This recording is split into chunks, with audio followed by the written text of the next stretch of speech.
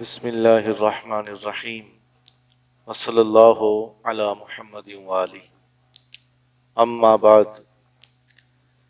میرے تمام ناظرین، حاضرین و سامعین، السلام علیکم ورحمۃ اللہ وبرکاتہ۔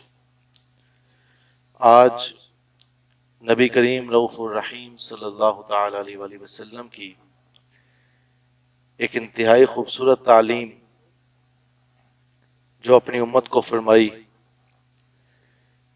کہ جب انسان کو چھینک آتی ہے یا جمائی آتی ہے تو اس کے آداب کیا ہیں، ان کے حوالے سے ہمارے آقا علیہ الصلوۃ والسلام نے کیا ارشاد فرمایا۔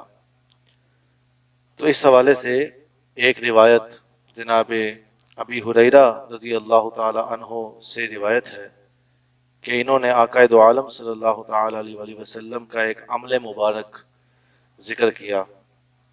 آپ فرماتے ہیں کہ جب آپ علیہ الصلوۃ والسلام کی ذات مبارکہ چھینکتے تو دو عمل ہم دیکھتے ہیں۔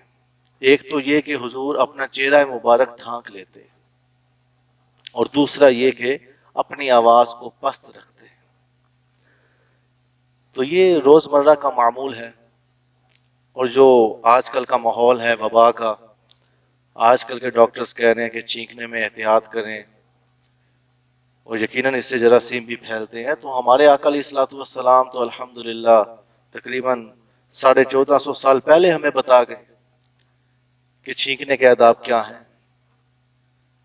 تو آج اس ویڈیو کی وساطت سے ہمیں یہ سیکھنے کو ملا کہ نمبر ایک، جب چھینکیں تو منہ کو ڈھانک کے، دوسرا یہ کہ چھینکنے میں آواز پست ہو۔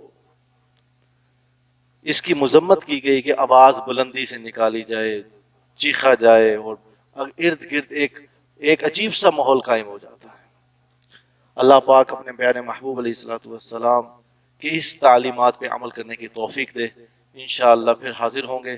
السلام علیکم ورحمۃ اللہ وبرکاتہ۔